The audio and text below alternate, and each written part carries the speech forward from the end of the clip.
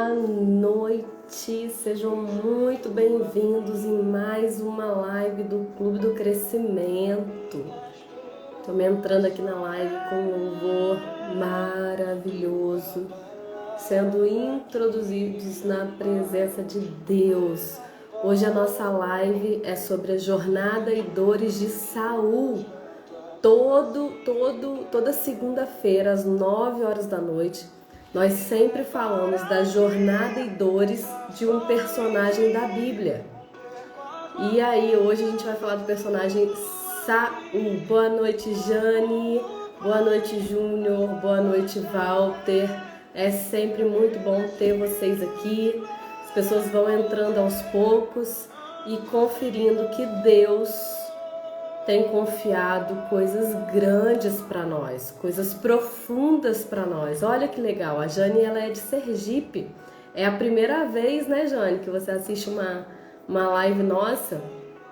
Você vai realmente se apaixonar aqui, porque Deus tem aberto as portas da palavra dele para nós compartilharmos aqui no clube. O clube tem esse nome porque se você for num clube, você vê pessoas de várias profissões, pessoas de várias religiões, pessoas de vários status financeiros. Então o Clube do Crescimento é um lugar para todo mundo que precisa crescer, todo mundo que precisa destravar na vida, todo mundo que tem aquela sensação de que estou no mesmo lugar o tempo inteiro, preciso desenvolver, preciso alavancar, preciso ir mais, creio que Deus tem mais para mim em cada área das nossas vidas, né? Às vezes você tem anos de vida cristã e você sabe que tem mais para você. Identidade e propósito. Qual é o meu propósito de vida? Nós já descobrimos qual é o nosso propósito de vida. Quando você entende qual é o seu propósito de vida, você sabe que o seu caminho é reto, não tem desvio, não tem curva. Você avista aquela direção, você avista aquele futuro e vai. E nesse caminho reto tem uma palavra-chave para nós, que é a palavra não.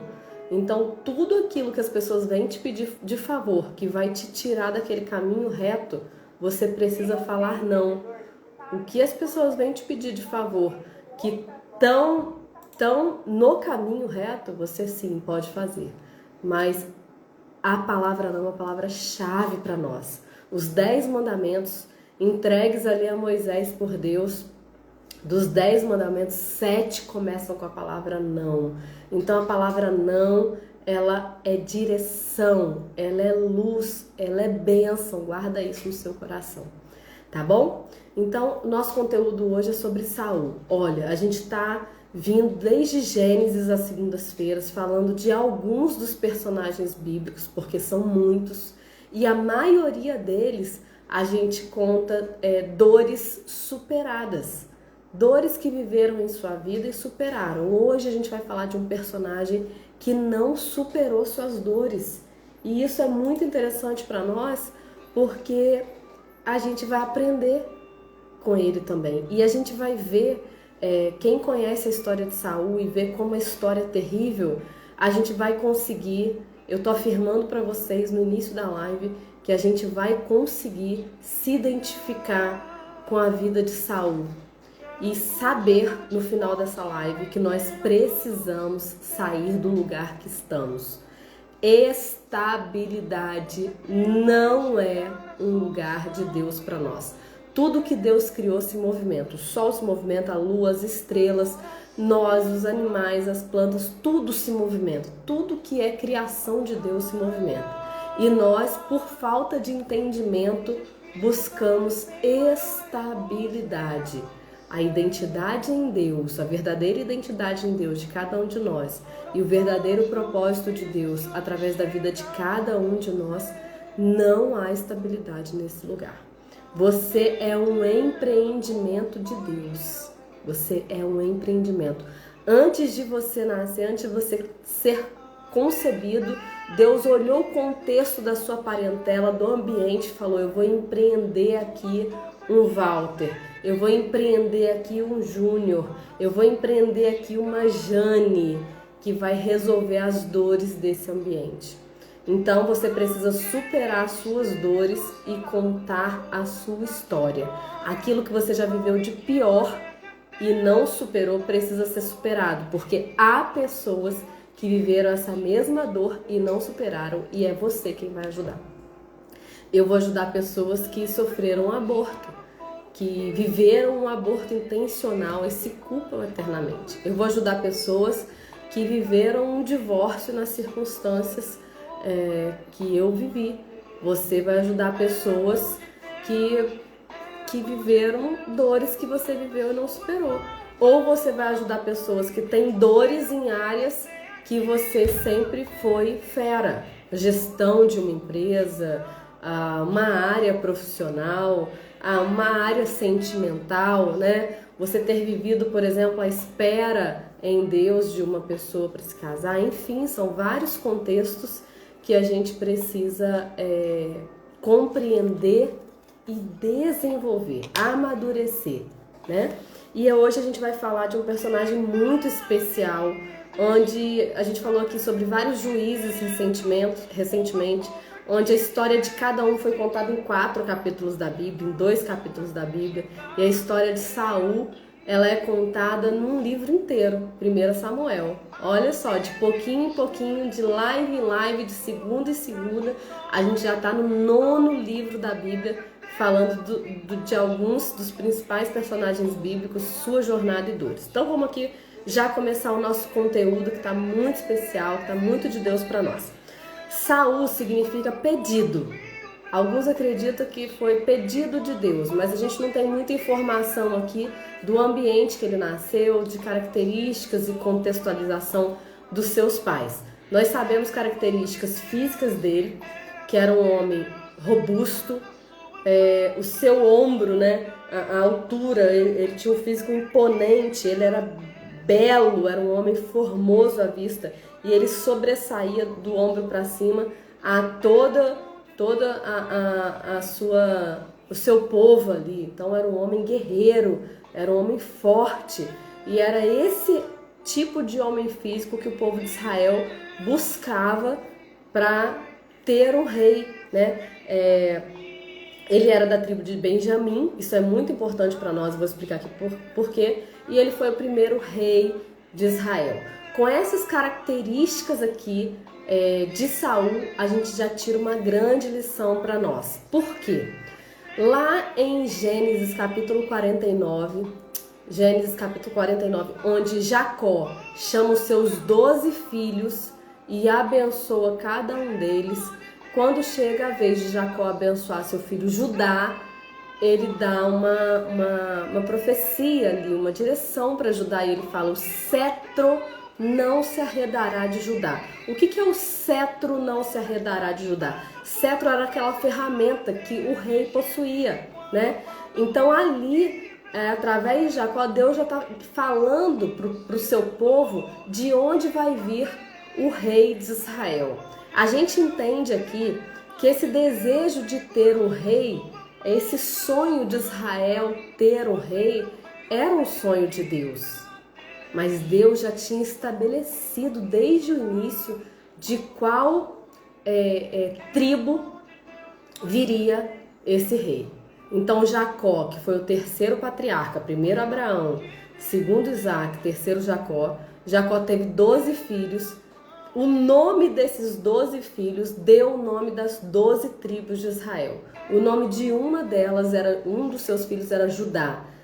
A tribo de Judá veio, o nome da tribo de Judá veio do nome do filho de Jacó chamado Judá. E Jacó abençoou o seu filho e disse: o cetro não se arredará de Judá. Aqui nesse momento, o entendimento de que muitas vezes nós queremos coisas que são compatíveis com a palavra de Deus. É muito importante, isso é centro da nossa live de hoje. Nós entendermos e conhecermos a palavra de Deus para saber se os nossos sonhos estão compatíveis com a palavra de Deus. Se estiverem compatíveis, sim, vá à luta, vá atrás do seu sonho, você vai conseguir. Não há um homem na face da terra que não desejou algo e não tenha conseguido. Quanto mais um homem que for abençoado por Deus, né? Em Deus é mais leve. A Bíblia vai falar que a bênção de Deus enriquece, não acrescenta dores, e que o nosso caminho, Mateus 6,33, vai falar: buscai primeiro o reino de Deus e a sua justiça, e todas as demais coisas vos serão acrescentadas. Então é necessário para nós conhecer a palavra de Deus e ter entendimento dela. Vamos pegar um exemplo aqui: Abrão e Sara. Abrão e Sara, eles queriam um filho. Era sonho de Deus para a vida deles também.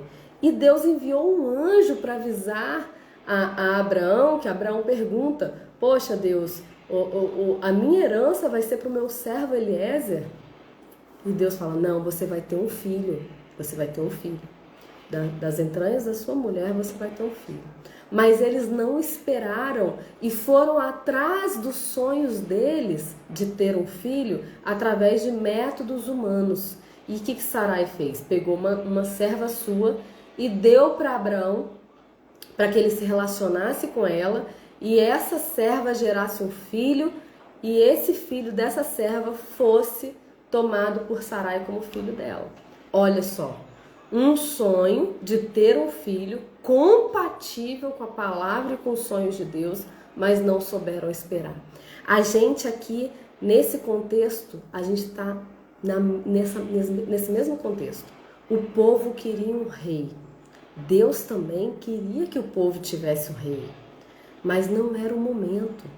Daí o povo escolheu um rei conforme aquilo que se vê: um homem robusto, um homem guerreiro, um homem imponente, mas não era o homem estabelecido por Deus para ser o rei de Israel. E a gente sabe isso desde o início da história, porque a Bíblia vai falar que Saul era da tribo de Benjamim e não da tribo de Judá.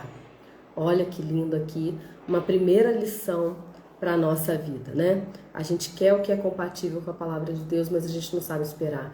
Quantas vezes a gente vê jovens desesperados para se casar, desesperados para formar uma família, não espera, acaba se casando com a pessoa errada, acaba sofrendo algum tipo de violência, traição, não sendo feliz, né? A gente precisa entender que a nossa felicidade não vem do outro. Quando você, por si só, puder ser a sua própria felicidade, você está pronto para que outra pessoa venha acrescentar na sua vida. Guarda isso. E aqui a gente está numa cena muito triste. Por quê? O povo vem, antes aqui a gente está no livro de Juízes, né? Antes de 1 Samuel. O que é o livro de Juízes para o povo de Israel, minha gente? O Antigo Testamento inteiro está contando para nós a história do povo de Israel. Aquele povo de Israel que está lá hoje vivendo aquela guerra com Ramã, né? É a história desse povo, um povo escolhido dentre todos os povos para ser chamado povo de Deus. Não porque Deus queria só esse povo, mas para que através desse povo, através das maravilhas que o único Deus verdadeiro fizesse através desse povo, todas as outras nações escolhessem esse Deus para servir. Então Israel foi escolhido para que Deus fizesse maravilhas através deles. E o Antigo Testamento inteiro é a história desse povo se desviando e voltando para Deus, se desviando e voltando para Deus, se desviando e voltando para Deus. Não é mesmo a nossa história? O tempo todo, quando tudo está bem, a gente se esquece de Deus. Quando tudo vai mal, a gente corre e se lembra de Deus. Nós somos mesmo assim. Daí, o que acontece? O livro de Juízes é esse ciclo. Pensa na sua vida. Tira um tempo para pensar na sua vida e você anotar como tem sido os seus anos, como tem sido os seus meses, como tem sido as suas datas comemorativas, aniversário, aniversário de casamento, aniversário dos filhos, Natal, Ano Novo. Se você não está envolvido em ciclos e não consegue sair desses ciclos e não consegue viver coisas maiores porque você está presa nesses ciclos. Agora vem carnaval, depois do carnaval ovo de Páscoa, depois ovo de Páscoa vem, e você vive esse ciclo vicioso sem se perceber da vida, sem perceber que o tempo está passando, deixa a vida me levar, a vida leva eu, sem perceber o quão grande você é, que você foi um empreendimento de Deus para causar. O Novo Testamento vai falar que aquele que crê em mim, Jesus falando, fará obras maiores que as minhas. E a gente vê dentro de igrejas, e eu não estou falando de denominação, de religião, dentro de igrejas nada de extraordinário acontece, porque nós deixamos a vida nos levar, a vida leva eu. Vida triste, vida miserável da igreja do Senhor hoje. Vida de dormência, como Jonas fugiu da presença de Deus. Cria em Deus, como eu e você. Pessoas que criam em Deus, mas não vamos para Ele, não nos voltamos, não nos envolvemos. Estamos como Jonas, dormindo lá no porão do barco, enquanto os tripulantes na tempestade jogam suas bagagens no mar. Enquanto nós não nos posicionamos, pessoas estão perdendo suas bagagens, suas coisas e até mesmo suas vidas. E nós dormindo, buscando um lugar de estabilidade. Aonde nós vamos chegar? Daí esse povo que está num ciclo vicioso, tá tudo bem, eles se esquecem de Deus, começa a idolatria. Aí Deus permite que os inimigos cheguem, lá no livro de Juízes nós estamos, quando os inimigos chegam e oprimem o povo de Israel se lembra de Deus, se arrepende, clama ao Senhor, Deus envia um juiz. Esse juiz que Deus envia livra o povo de Israel, o povo de Israel tem 20, 30, 40 anos de paz. Nesse tempo de paz, o tempo vai passando, o povo se esquece de Deus e entra na idolatria de novo. Deus permite que os inimigos oprimam o seu povo de novo para eles despertarem. O povo desperta por causa da opressão dos inimigos e começam a clamar a Deus. Deus faz o quê? Empreende um novo juiz que livra. E aí a gente vem, quantos juízes no livro de Juízes. Débora, Sansão, vários juízes, o último deles é Samuel, que aqui nesse contexto é obrigado a ungir Saul, rei de Israel. Deus fala para ele, Samuel consulta com Deus e fala, Deus, olha o que esse povo está querendo. E Deus fala, olha Samuel, esse povo não peca contra ti, eles estão pecando contra mim, eles estão me rejeitando. Vai e unge Saul, rei de Israel. Olha a pequenez do povo de Israel. Deus queria um povo para ser chamado por seu povo. E um povo que ele fosse seu Deus. Gente, vamos chegar no Apocalipse. O que Deus quer?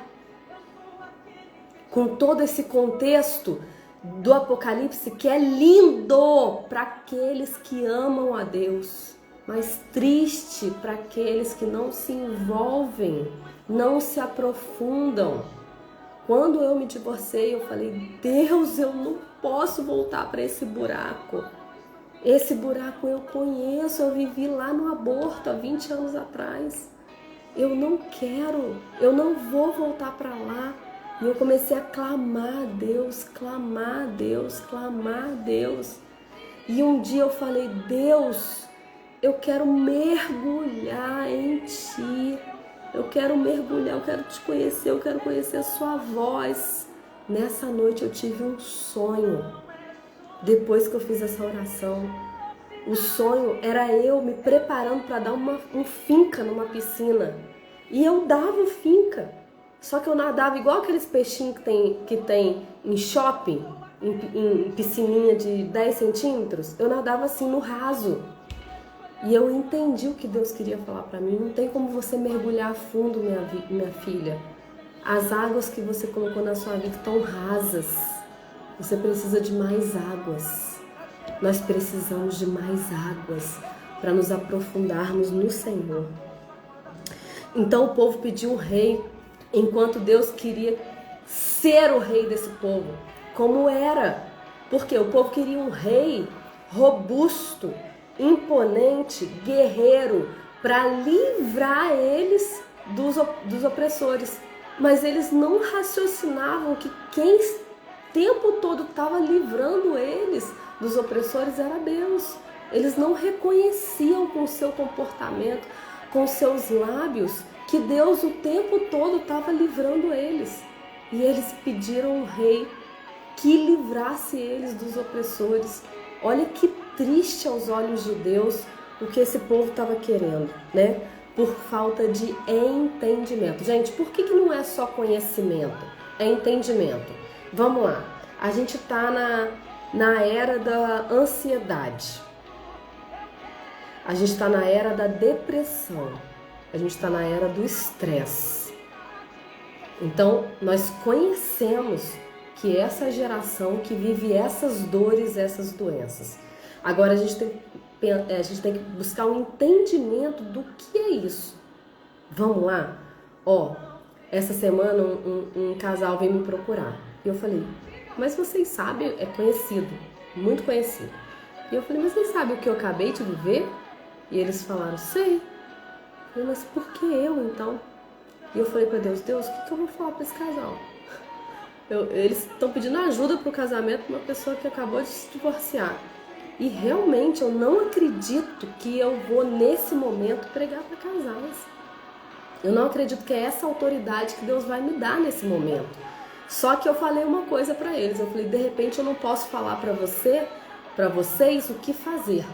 Mas eu vou falar para vocês o que não fazer. E ali eu falei, olha, não quero saber o que está acontecendo, nem de você, nem de você. Eu quero que cada um pense em si. Vocês estão vivendo plenamente a identidade de vocês? O que é identidade? Márcia, Sol, qual é o significado do nome de vocês? Jane, qual é o significado do nome de vocês? Meu nome significa Íris, mensageira de Deus, rápida, veloz como a luz. Essa é a minha identidade. Tudo e todos que roubarem isso de mim tem que sair de cena, tem que sair. Eu vou ser todas essas características na minha maternidade, no meu casamento, na minha vida profissional, na minha vida social. Essa é a minha identidade, essa é a minha peculiaridade. Nisso eu me diferencio de cada um. Então você precisa saber qual é o significado do seu nome. Se você tem um nome que o significado é negativo, a gente vai na Bíblia e vai entender o que você precisa buscar. Um dia Jacó, ele luta com Deus. E Jacó, desde o início, ele tem o seu nome, o significado do seu nome é usurpador, roubador, né? E Jacó rouba a primogenitura do seu irmão. Jacó rouba uma coisa sagrada. Então, desde o início, o que Jacó deseja são coisas sagradas, mas ele busca de forma errada, né? E aí, certo momento da vida dele, ele foge, ele precisa fugir da face do seu irmão, ele vai servir seu tio e na volta, quando ele volta para sua parentela, ele luta com Deus e ele se agarra em Deus e ele fala, você não vai embora enquanto não me abençoares. E o anjo toca-lhe a juntura da coxa de forma que Jacó perde o equilíbrio. E ainda assim, Jacó não larga o anjo. E o anjo fala, qual é o seu nome? E ele fala, Jacó, usurpador, roubador. E o anjo responde, não será mais seu nome Jacó, mas Israel será o seu nome. Porque como príncipe de homens lutaste com Deus. Outro contexto bíblico a respeito de identidade. A Bíblia vai falar em 1 Crônicas capítulo 4 de uma genealogia, essas histórias cansativas de quem gerou quem. E fulano gerou ciclano, e Maria gerou Íris, e Íris gerou Luísa, e Luísa... E é o capítulo inteiro de genealogia, mas tem algo muito, muito profundo aqui, que quando chega no versículo 9 e 10, para-se a genealogia para contar a história de um homem chamado Jabes. No versículo 11, volta-se a genealogia e em nenhum momento, nem depois, nem antes na Bíblia, se comenta a história desse homem. Qual é a história desse homem?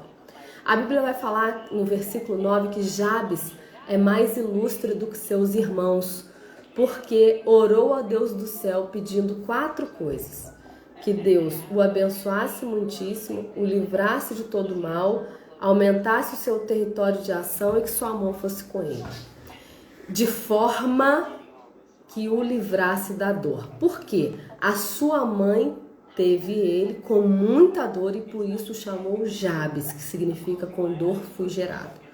Ora, a mãe dele gerou ele com dor e deu esse nome para ele que significa com dor foi gerado.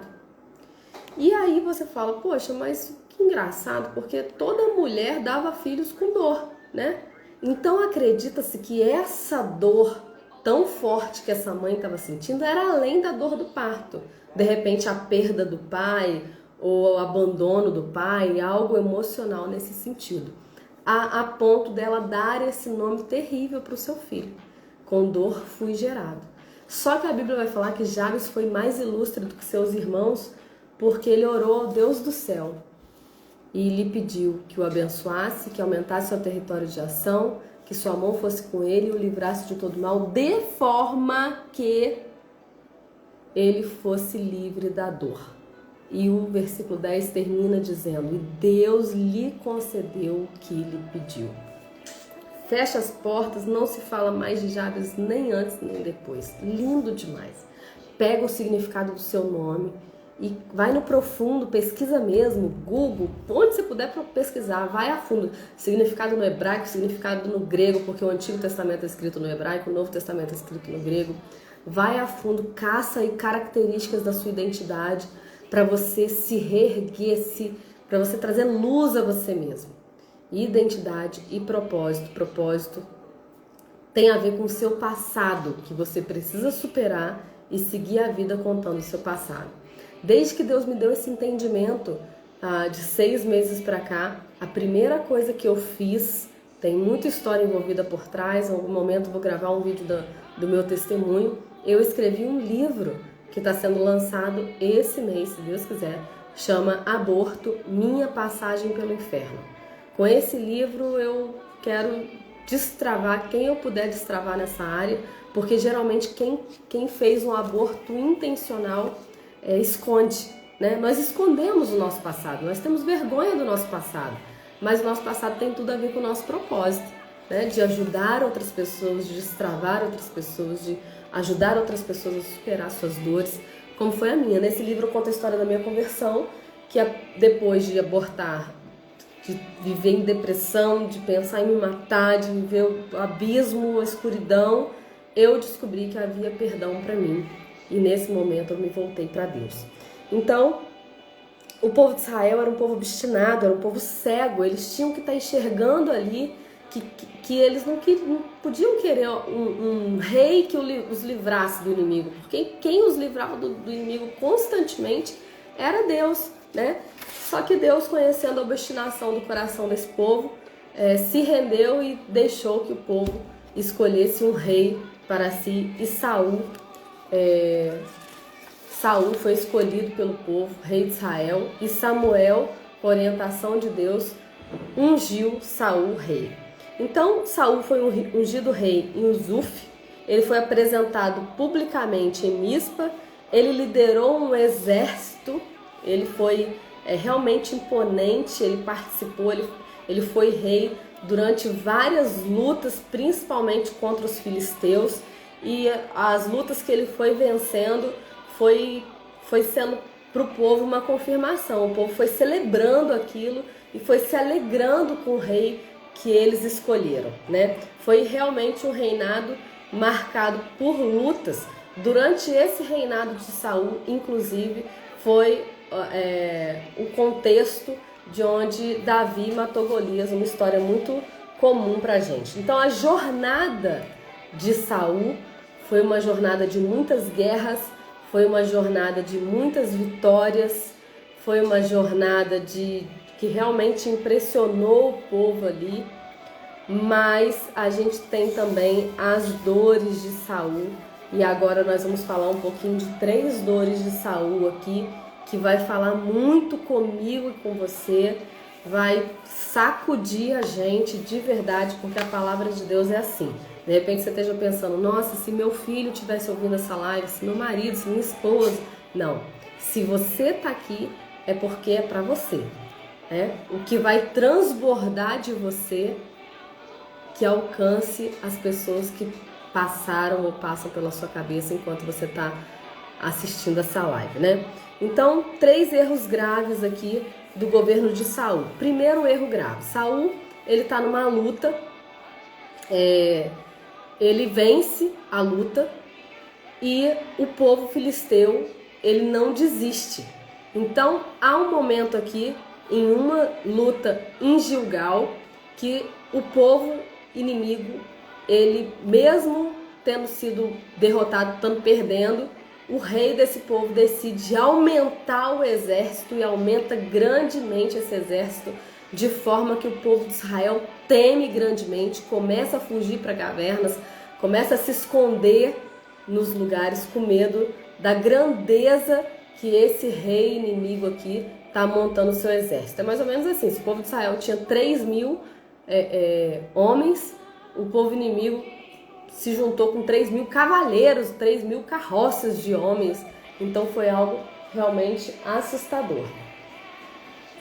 E eles temeram e começaram a fugir, se esconder mesmo, correr mesmo, de forma que Saul ficou desesperado, ficou descontrolado, ele perdeu o controle.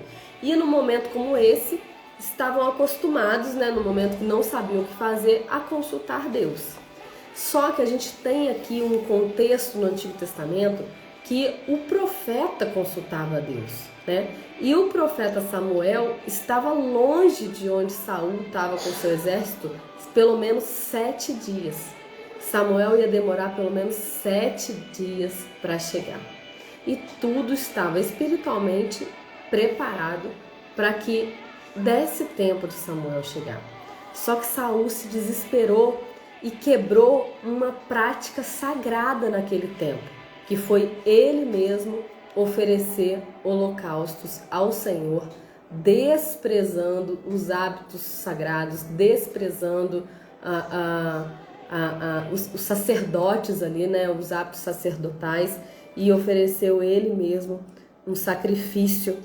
Isso está contado lá em 1 Samuel capítulo 13, e o que era papel de um sacerdote virou ali papel do rei por conta mesmo de Saul usurpar, denegrir, rejeitar, desesperar, né? O que a gente precisa entender com esse contexto, gente? Quando você está numa zona de desespero, você não pode agir. É o que eu falo quando a gente... É o que eu falei pro casal que veio aqui. Você tem controle da sua vida? Não. Você tem controle da sua vida? Não. Então, primeiro você toma o controle da sua vida, depois você toma o controle da sua vida, que aí vocês vão se ajeitar como casal. Não adianta falar aqui, vocês vão fazer isso como casal, mas você ser um descontrolado, você ser uma descontrolada, né? Não adianta. Então, como que você vai viver sem desprezar as coisas sagradas? Conhecendo, entendendo. As quintas-feiras, as nossas lives têm sido sobre os primeiros rudimentos da palavra de Deus. Por quê? Porque nós escolhemos esse assunto para falar. Porque nós estamos lotados de pessoas cristãs que não sabem nem conceituar o básico. Então, Hebreus vai falar, Hebreus capítulo 5, versículo 2 vai falar: porque devendo já ser mestres pelo tempo, ainda necessitais de que vos alimenteis dos primeiros rudimentos da palavra de Deus. Você tem tanto tempo de cristã, você já devia ser um mestre, mas você ainda está precisando do leitinho. Você não sabe o que é salvação, não sabe o significado de salvação, você não sabe o significado de batismo, você não sabe o significado de Santa Ceia, você não sabe o significado de oração, você não sabe o significado de nada. Nem o significado você sabe. E às vezes você é até um batizado. Às vezes você até participa mensalmente da Santa Ceia. Mas é uma vergonha se alguém te perguntar: mas como assim Santa Ceia? O que significa? Você não sabe. Mas como assim batismo? Por que mergulho? Por que não pode só jogar água na cabeça? O que significa isso? E você não sabe explicar. Então as nossas lives de quinta-feira às 14 horas estão sendo sobre os primeiros rudimentos da Palavra de Deus. E Deus tem dado chaves muito preciosas para nós. Que a gente aqui do clube, a nossa oração é que a gente fique sempre humilhado diante de Deus, para as portas dele continuarem abertas para nós, né? E ele continue dando do seu alimento cada vez mais palpável para cada um de nós e a gente deslanche. O segundo grande erro aqui da vida de Samuel, e a gente vai voltar no primeiro, está em 1 Samuel capítulo 15, que ele desprezou a ordem divina. Gente, olha que interessante aqui. Saul, ele recebe a ordem divina de destruir todos os amalequitas. E Saul, ele poupa o rei dos amalequitas e poupa alguns animais. Ele desobedece a ordem de Deus. A gente vai ver um contexto também que Saul, ele sacrifica o seu exército, dizendo: ninguém coloque nada na boca, nenhum alimento na boca, até a gente vencer os inimigos. Nesse contexto, Jonatas, seu filho amado, ele pega mel, ignorantemente, sem saber, inocentemente, ele pega mel que ele acha no caminho e ele experimenta aquele mel e Saul fica sabendo e ele quer matar o próprio filho. Só que Jonatas não tinha ficado sabendo que Saul tinha avisado o seu exército que ninguém colocasse nada na boca enquanto não recebesse a vitória. Olha que contradição. Ele poupa o rei de um povo que Deus manda matar todo mundo, mas ele não quer poupar nem o seu filho. De sorte que o seu exército impede Saul de matar o seu próprio filho. Olha que terrível esse contexto aqui de 1 Samuel capítulo 15. Ele poupa um rei pagão, mas ele não quer poupar nem o próprio filho, que recebe o livramento através do exército dele, que não deixa que Saul faça nada com seu filho. E terceiro lugar aqui, em outro momento de grande desespero de Saul, em 1 Samuel capítulo 28, ele procurava uma mensagem de esperança aqui antes da batalha, para que recebesse resposta de Deus, dizendo que ele ia vencer a batalha. Ele já tinha recebido 2 profecias de que Deus tinha tirado o reinado dele e dado a outro, né?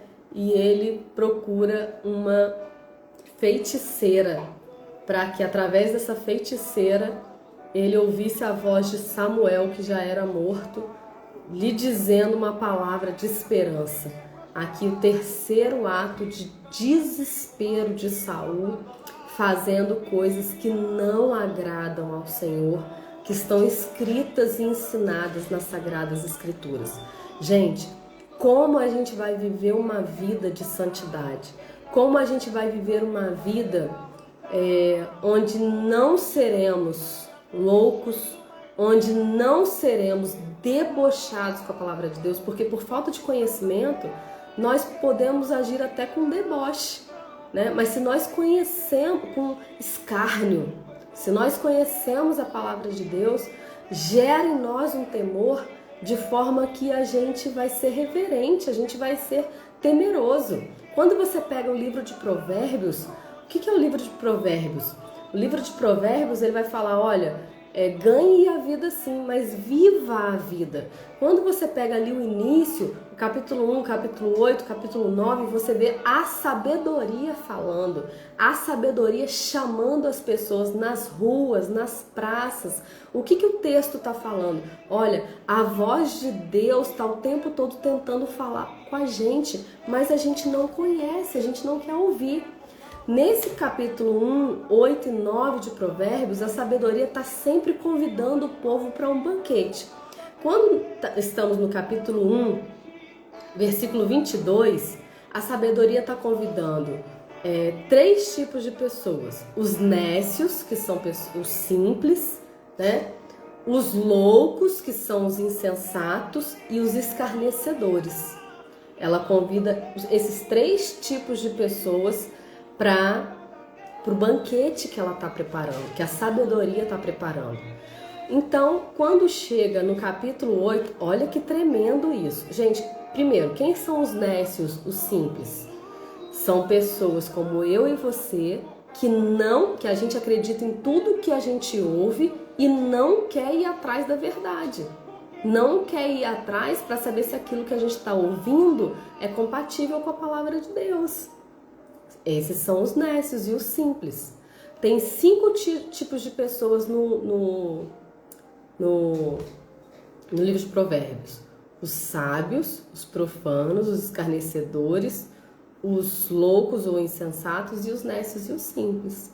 Quando chega no capítulo 8 de Provérbios, a mesma sabedoria que lá em Provérbios você vai ler, clama nas ruas e clama nas praças para que as pessoas venham para o seu banquete, ela convida 2 tipos de pessoas. Ela convida os loucos e insensatos e ela convida os nécios e os simples. Ué, cadê os escarnecedores? Riram de Deus e não são convidados mais. Só que a gente precisa entender que muitas vezes nós podemos nos enquadrar nesses escarnecedores por falta de conhecimento da palavra. Errais não conhecendo as escrituras nem o poder de Deus. Quando chega no capítulo 9, a sabedoria ela já está preparando o banquete. E a Bíblia vai falar que ela manda suas servas às ruas e às praças para convidar os nécios ou simples. Os loucos e insensatos não são mais convidados, porque eles querem o que é insensato. E os nécios? Os nécios ou simples são pessoas como eu e você, que é o foco do Clube do Crescimento, que são pessoas simples, que são pessoas puras, mas que não buscam saber a verdade. Você precisa sair do lugar, eu preciso sair do lugar diariamente. Essas pessoas, Deus não desiste. Você quer ouvir a voz de Deus? Tome conhecimento da palavra de Deus. Ah, Iris, eu leio e não entendo. Leia. Se você ler 3 capítulos do Novo Testamento por dia, você lê o Novo Testamento inteiro em 3 meses. Aí você compra caneta. Eu tenho caneta de tudo quanto é cor aqui. Eu faço lua, estrela, aquele versículo que eu entendi que me chama a atenção, eu marco. Então eu tenho 20 anos de cristã. O que eu tô conseguindo falar para você aqui, que eu sei os textos, é 20 anos devagarinho ouvindo a palavra de Deus e lendo altos e baixos, a vida feita de altos e baixos, às vezes superando, às vezes sofrendo, e ali caminhando um pouquinho, sem querer ler, desprendida, desgarrada, eu vou um textinho por dia, e aí você vai se formando. Você vai construindo a sua caminhada cristã. Eu costumo falar para todo mundo em todos os sentidos. Pode ser profissional, pode ser espiritual. Não importa a velocidade que você está indo. Importa que você vá. E olha, não adianta você ser autossabotador. Não adianta você ser seu próprio inimigo. Naquele grande dia não haverá desculpas. Romanos vai falar que tudo que está criado, a própria natureza, nos torna indesculpáveis diante de Deus. Então é responsabilidade sua encontrar com o seu Criador. Não é minha, não sou eu que vou te levar. Não sou eu, não vai ser marido, não vai ser filho, não vai ser cônjuge, não vai ser... Você não é capaz de transformar ninguém à sua volta, você só transforma a si mesmo, mas ninguém. Então aqui a gente tem 3 dores da vida de Saul, 3 dores que ele viveu, 3 das dores que ele viveu em toda a jornada dele, todas referentes ao desprezo ao sagrado. Todas referentes a uma pessoa desesperada que não sabe como agir. Porque não mergulhou no conhecimento de Deus, não trouxe águas divinas para dentro do seu barco. As águas divinas, as águas de Deus não nos afundam para o mal, né? Lamentações vai falar, Lamentações 3:39 vai falar, de que reclama o homem senão dos seus próprios pecados? Do que você tem reclamado? eu vivi um momento que eu fui acusada de muitas coisas. Quando eu me encontrei sozinha, eu não achei essa pessoa. Um dia me chamaram de desleixada. Quando eu me encontrei sozinha, eu não encontrei a desleixada. O que eu tô querendo dizer para você? Tudo que você aponta no outro tem mais a ver com você do que com o outro. De que reclama o homem senão de seus próprios pecados? De que reclama o homem senão de seus próprios pecados? Do que você está reclamando? O que você está buscando no outro? É você que tem que achar em você. Você é grande, você é eterno, você é raro. Você não é raro, raro é a esmeralda, raro é o ouro. O ouro você encontra em vários lugares, você é único, só tem um de você. Só que para onde você está indo? Mateus 25 temos a parábola dos talentos, onde um dos servos que foi confiado recursos, multiplicou os recursos, o outro multiplicou os recursos e o terceiro escondeu. Desistiu de lutar, não se movimentou, ficou na estabilidade, E ele não foi para lugar bom. Ele foi onde há ranger, onde dentes, onde há dores.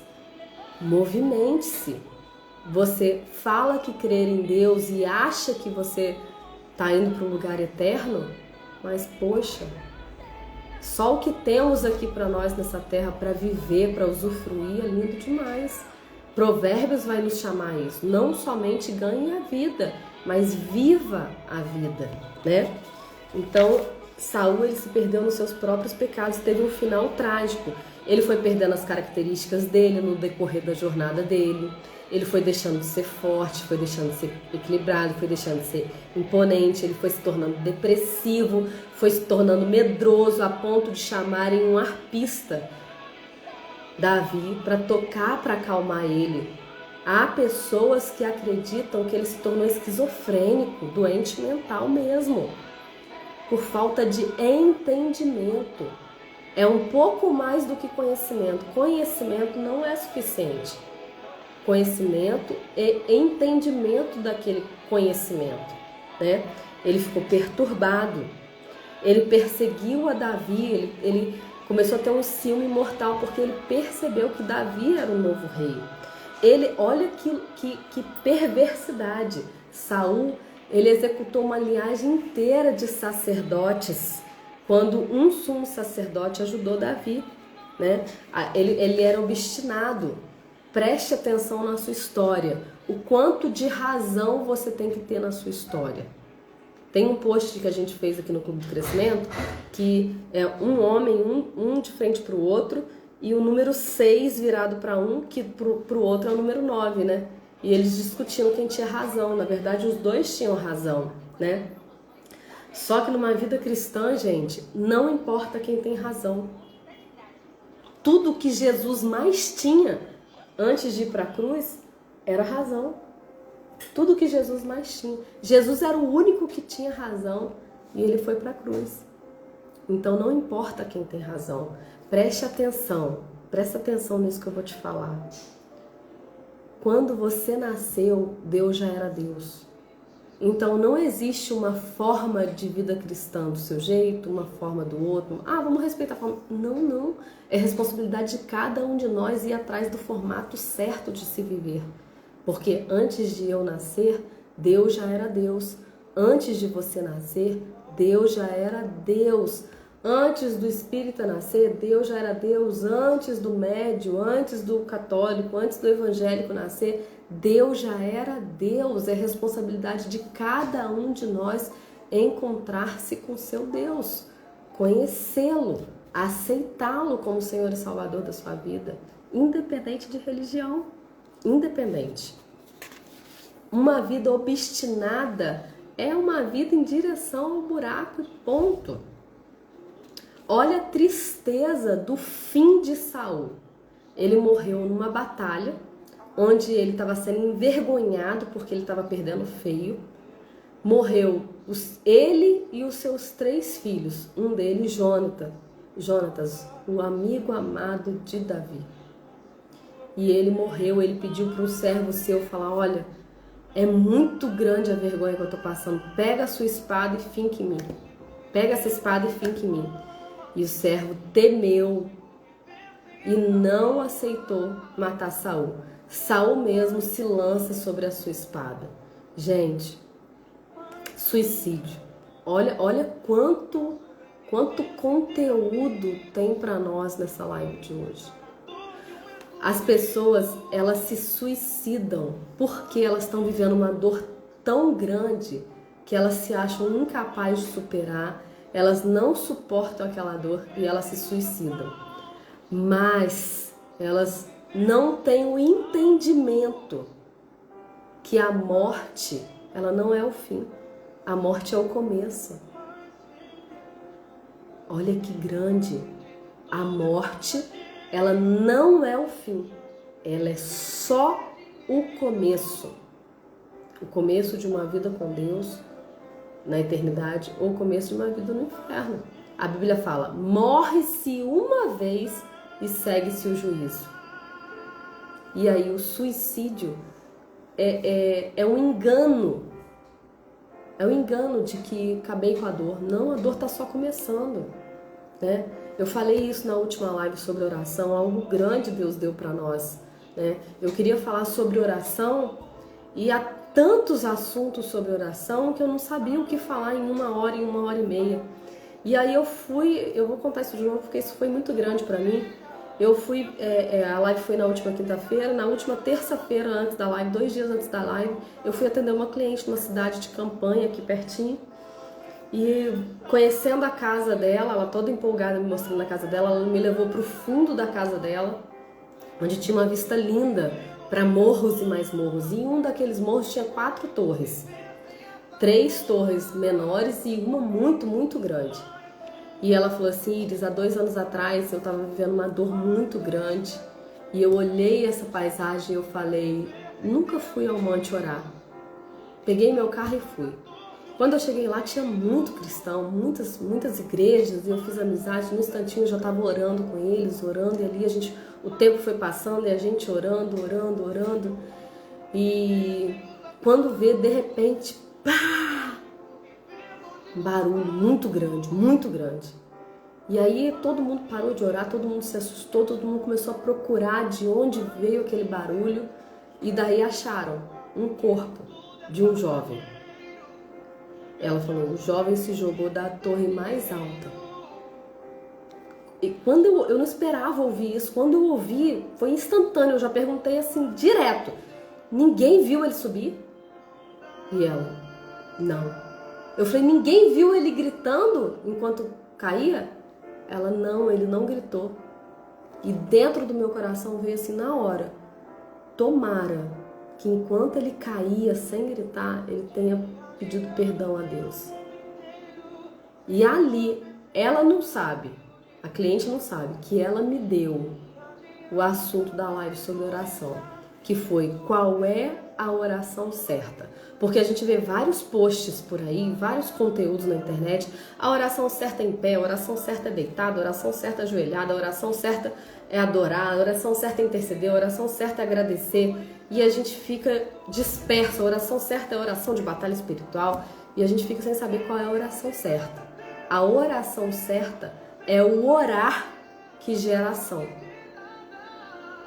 O orar que gera ação.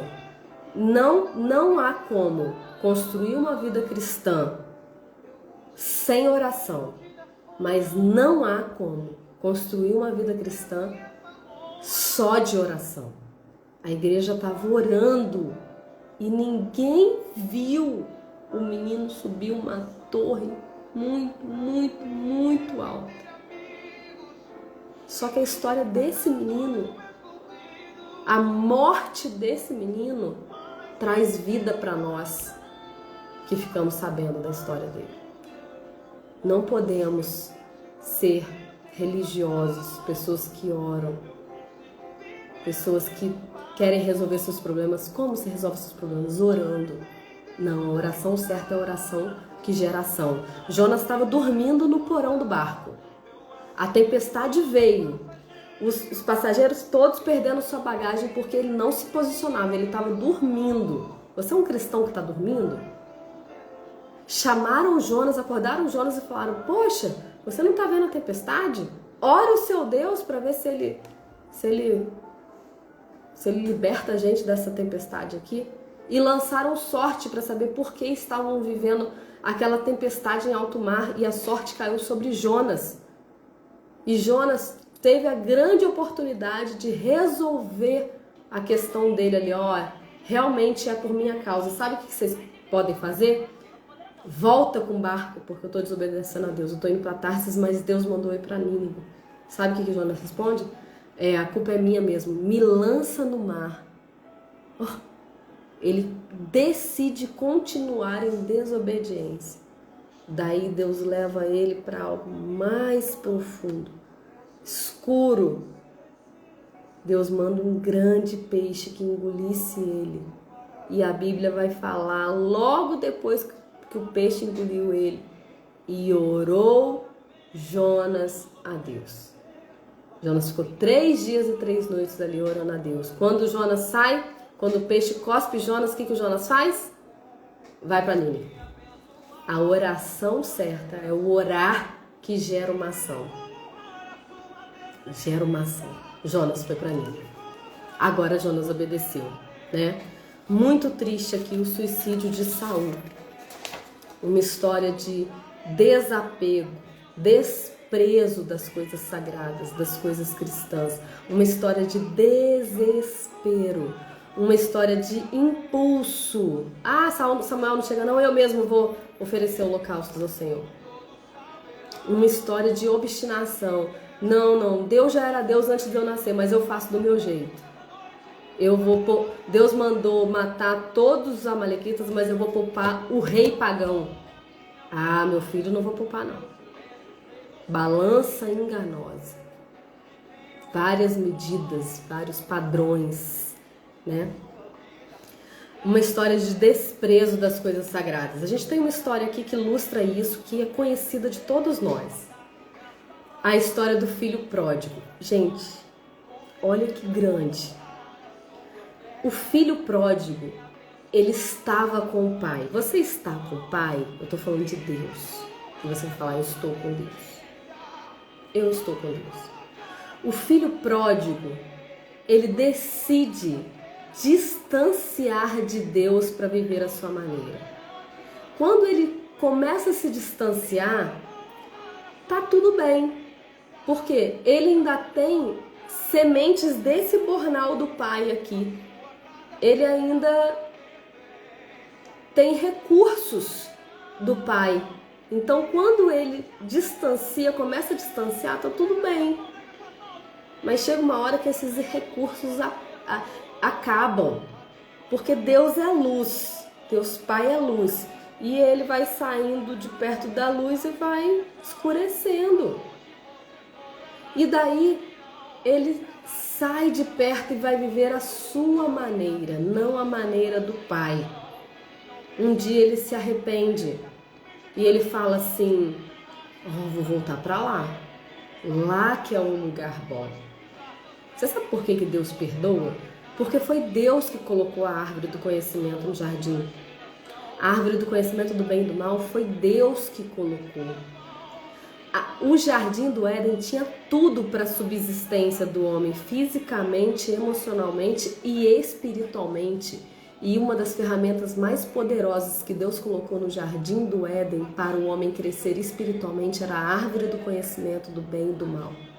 Porque Deus sabia que se o homem não tivesse uma experiência com as trevas, ele não daria valor à luz. Estamos aqui no filho pródigo. Viveu lá a experiência das trevas, se alimentou de alimentos de porcos e falou: não, a luz é melhor que as trevas, eu vou voltar para lá.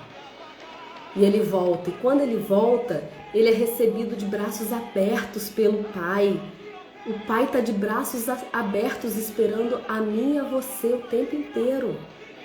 Ele tem recursos para nós, ele tem sementes para nós. Mas é com o suor do seu rosto, você tem que plantar essas sementes. Uns plantam, outros regam, mas Deus dá o crescimento. Você precisa plantar as sementes que você vai ter conhecimento e entendimento através da palavra. Essa parte é sua. E ele volta e o pai fica tão feliz a ponto de dar uma festa, de matar um animal, de fazer um churrascão, porque o filho voltou. O filho entendeu que a luz tem mais valor que as trevas. Mas daí tem um filho aqui que nunca saiu de perto do pai. Olha isso. O contexto é o filho pródigo, que sempre esteve com o pai, decidiu se distanciar do pai para viver a sua maneira, foi saindo de perto da luz e teve uma experiência com as trevas. Viu que a experiência com as trevas, comer comida de porco não era bom, viver na pobreza não era bom, viver na miséria não era bom, não é de Deus. E ele fala, vou voltar para lá. Vou voltar para a luz. E ele volta. Quando ele volta, ele é recebido de braços abertos. E aí você fala assim, ah não, nunca me desviei de Deus. Sempre criei, sempre acreditei. Minha vida é cansativa sim, é muita luta sim. Quando eu aposentar eu vou viajar. Quando eu tiver estabilidade. Ó, palavrinha terrível aí de novo. Quando eu tiver estabilidade, tudo que Deus criou se move, mas você quer ficar parado, você quer estabilidade. O sol se move, a lua, a nuvem, a chuva, o vento, a montanha, tudo se move, mas você quer a estabilidade. E o filho que nunca saiu de perto de nós, nunca saiu de perto do pai, fala, poxa pai, esse aí ó, te deixou, te abandonou, perdeu tudo pai. Quando ele volta, você faz uma festa, você nunca fez uma festa pra mim, pai. Ele culpa o pai.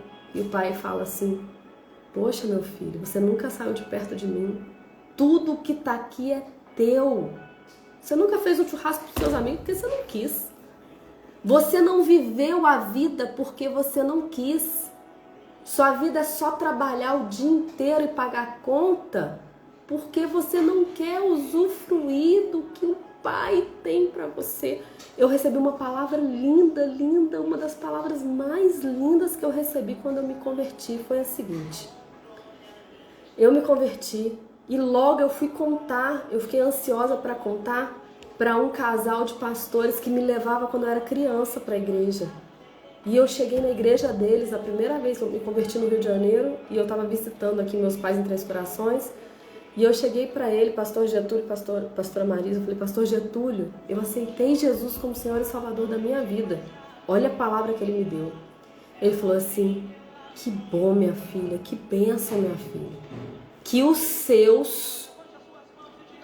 os da sua casa recebam também Jesus como Senhor e Salvador da sua vida, a ponto de usufruírem de Deus ainda nessa terra. Poxa, que palavra! Usufruir da vida, viver a vida. Você, marido, você não leva a sua esposa para comer uma pizza. Você não leva os teus crianças para curtir uma piscina. Tem um lugar aqui que eu fui em São Tomé, R$30 por pessoa para entrar. Uma vez por mês, R$30 por pessoa. Tem mais de 10 piscinas no lugar para você viver um dia. De usufruir a vida, de viver a vida. Provérbios 10 vai falar que o divertimento para o tolo é iniquidade, mas para o sábio é viver a vida. Você senta nesse sofá e fica em frente à televisão, deixando conteúdo profano entrar na sua mente o tempo inteiro. Gente, porque nós seres humanos amamos filme, amamos novela, amamos seriado, amamos videogame. Por quê? Porque nós somos apaixonados por história. Mas você não conta a sua, que é verídica. Conta a sua história. Acha um jeito de contar a sua história. Que a sua história seja como a maioria dos personagens bíblicos que a gente tem falado nas segundas-feiras. História de dores e superação delas. Para a grandeza do nome de Deus. filho pródigo, filho, esse teu irmão foi embora, mas ele descobriu que aqui é o melhor lugar. Tudo que tá aqui é teu. Você não se diverte, você não vive a vida porque não quer. Você só trabalha porque quer. Você vive uma vida cansativa de enfado porque você quer. Iris, mas eu não sei como sair dela. Conhecimento e entendimento. Seja você o seu primeiro amor. Depois você vai ser capaz de amar outra pessoa. Seja você a pessoa responsável pela sua felicidade. Depois cabe uma segunda pessoa na sua vida. Isso é muito grande. A diferença da vida de Saul para a vida de Davi. A gente ainda não fez uma live sobre jornada e dores de Davi, já estamos chegando em Davi. Mas não fica difícil a gente entender. Vou dar uma pincelada aqui para a gente fechar a live de hoje. Davi, a Bíblia fala que Davi era um homem segundo o coração de Deus. Davi fez coisas terríveis. Davi matou, Davi adulterou, Davi foi omisso com seus filhos. Mas todas as vezes que Davi se percebia em pecado, ele se vestia de pano, de saco, de cinza, e ele clamava por perdão a Deus. Ele pedia por misericórdia, que Deus não se esquecesse dele, que Deus encobrisse as suas transgressões. Era um homem rendido, um homem que sabia se relacionar com Deus. Com Deus a gente se relaciona com humilhação, com o próximo a gente se relaciona com humildade. E não o inverso. Ele se humilhava diante de Deus e pedia perdão. E Saul, toda vez que alguém repreendia Saul, cuidado quando as pessoas vierem te repreender. Cuidado com o seu comportamento. Todas as vezes que Saul era repreendido, ele se justificava. Uma das frases mais lindas e mais grandes de ensinamento do curso Casados para Sempre do MMI. A justificação perpetua o erro. Quando você se pegar se justificando, acabou. Já fecha a boca que você sabe que você vai repetir o mesmo erro. Quando você for repreender alguém, presta atenção nisso que isso é grande. Repreender um filho, repreender amorosamente um cônjuge e ele se justificar, pode esperar que ele vai cometer o mesmo erro novamente. A justificação perpetua o erro e o silêncio e humilhação diante de Deus te faz crescer, te faz amadurecer. Saul foi um homem que se justificou o tempo inteiro. E por isso os seus pecados se tornaram intoleráveis diante de Deus. Que tema grande, né? Que jornada abençoada. Você pega uma história como essa, uma história como a história de Sansão, você fala, cara, através desse cara era para o mundo ter explodido de grandeza de Deus, de testemunho de Deus. E infelizmente, por conta de não aceitar críticas, não aceitar repreensão, este homem teve um final miserável, um final triste, um final terrível mesmo. Terrível, terrível. Mas como a gente aprende com a vida deste homem? Quer começar? Comece do começo. Não fale o nome de Deus em vão. Não fale, não use jargões que estão se usando o tempo todo. O sangue de Jesus tem poder. Tudo. Copo quebrou, o sangue de Jesus tem poder. Não. Pega o livro de Mateus. Mateus é um judeu, então ele está contando a história de Jesus para os judeus. Então ele tem o hábito de falar, o reino dos céus é assim, o reino dos céus é... Por quê? Porque os judeus, eles levam as coisas sagradas muito a sério e não falam o nome de Deus em vão. Começa do começo. O que se aprendeu hoje? O que ficou marcado na live de hoje na sua vida? Então, o que ficou marcado hoje, começa a praticar. O verdadeiro aprendizado não se dá com conhecimento, se dá com a prática. Quando você começar a praticar, significa que você aprendeu.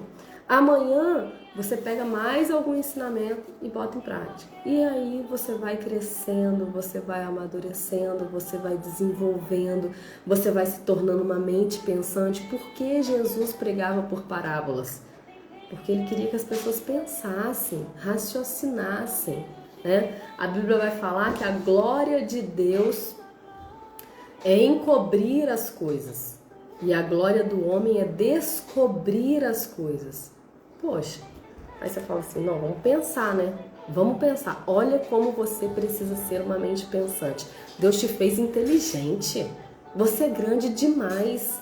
O cérebro, ele foi feito para estar em constante desenvolvimento, diferente de todos os outros seres criados. Então, o pato nasce nadando e fazendo quaquá, ele faz isso a vida inteira. O homem não. O homem, ele está em constante desenvolvimento o tempo inteiro, mas você precisa instigar esse desenvolvimento. Um dia você aprendeu a andar de bicicleta, agora você vai à luta aprender a dirigir. Depois que você aprender a dirigir, vai aprender a pilotar. Depois você aprender a pilotar. E você vai atrás de transformação, porque você é a única pessoa responsável pela sua transformação. Então, a gente tem esse versículo. A glória de Deus é encobrir as coisas e a glória do homem é descobrir. Vamos lá ao entendimento desse texto? A gente entende que quando a gente aceita Jesus como Senhor e Salvador da nossa vida, isso não é religioso, tá? Não estou falando de religião. Quando você se volta para Deus, fala, eu quero esse Deus, eu quero conhecer esse Deus, eu quero me aprofundar, eu quero ter entendimento, eu quero ter desenvolvimento mental, desenvolvimento físico, espiritual, emocional. Você cuidar do seu corpo faz parte da sua adoração a Deus. E você aceita Jesus como Senhor e Salvador da sua vida, Deus, a Bíblia fala que Deus começa a habitar em você. Você se torna templo do Espírito Santo. Então, Deus está dentro de você. A partir do momento que você aceita Jesus como Senhor e Salvador da sua vida, Ele habita dentro de você, mas você não o conhece. E tudo de Deus, toda sabedoria, todo conhecimento, todo entendimento está dentro de você, porque você virou a habitação dele.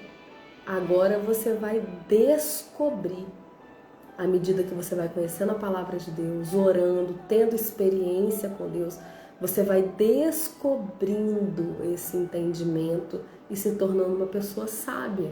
Sabedoria é o saber de Deus. Então a glória de Deus é encobrir as coisas, a glória do homem é descobri-las, é entendê-las, colocá-las em prática. Então você quer que seu filho seja uma pessoa transformada? Transforme-se você. Você quer que seu filho seja próspero? Prospere em você. Esse é o caminho mais fácil para que o seu filho, o seu cônjuge, as pessoas que estão à sua volta, serem aquilo que você quer que eles sejam. Seja você. Eles vão assistir, aí vai ficar mais fácil. Certo? Esse é o nosso conteúdo de hoje. Grande demais. Muito ensinamento dentro de uma jornada só. Dores não resolvidas que deram um fim trágico. E aí, você quer resolver as suas dores ou não? Precisa trazê-las à tona, ó. Deixá-las aqui, ó, carne viva, inflamando, expondo, sentindo as suas dores, para você viver o processo da cura. E aí sim, abençoar outras pessoas, ajudar outras pessoas que viveram e vivem as mesmas dores que você viveu e superou em nome de Jesus. Amém? Quinta-feira estamos aqui, quinta-feira a gente vai falar sobre o terceiro pilar, já falamos de 2, falamos de oração e falamos de jejum. E vamos falar de mais um pilar que faz parte da construção da sua vida cristã, que é esmola. Sim, esmola não tem a ver com o próximo, tem a ver com você. Então vejo vocês na próxima quinta-feira, às 2 horas. O clube tá muito legal, vou dar um recadinho aqui para vocês. A gente fez a semana passada uma semana intencional no Clube do Crescimento. Todas as nossas postagens foram sobre amor próprio. Foi muito legal, o clube desenvolveu bastante. Essa semana a gente continua com uma postagem aleatória, mas a partir da semana que vem a gente vai fazer 3 semanas de postagens intencionais. A semana que vem vai ser postagem só sobre passado, na semana seguinte postagem só sobre presente e na terceira semana postagem só sobre o futuro. Então tudo relacionado ao seu passado, tudo relacionado ao seu presente, tudo relacionado ao seu futuro, você vai ir captando ali sementinhas na nossa postagem do clube. Então comenta, compartilha, vamos fazer o clube movimentar para alcançar mais pessoas. Enquanto isso a gente vai se curando, né? Porque o propósito maior do clube, eu falo isso, a pessoa que mais vai crescer no clube sou eu, né? Porque esse é o propósito da minha vida, ser mensageira de Deus. O propósito de Jonas era pregar para Nínive, né? Só que isso salvou ele. É verdade. Ele foi contrariado para Nínive, pregar para os ninivitas, e os ninivitas se arrependeram. A Bíblia fala que os ninivitas se arrependeram. Jonas ficou muito triste ali, porque os ninivitas se arrependeram. Deus manda uma boboreira crescer em Jonas, porque o sol estava pegando fogo ali na cabeça de Jonas. Jonas fica muito feliz com a boboreira, e da mesma forma que ela cresceu, ela morre por causa do sol. E Jonas fica muito triste. E Deus dá uma lição para ele, fala: você ficou tão triste por causa da boboreira que nasceu, cresceu e morreu tão rapidamente, e você não se compadece de uma nação inteira que não sabe discernir entre a sua direita e a sua esquerda? Deus dá uma lição para ele.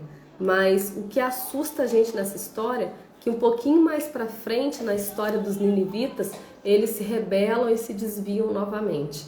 Então, o propósito que Deus deu, a missão que Deus deu para Jonas, não era para alcançar os ninivitas, era para que Jonas permanecesse em Deus.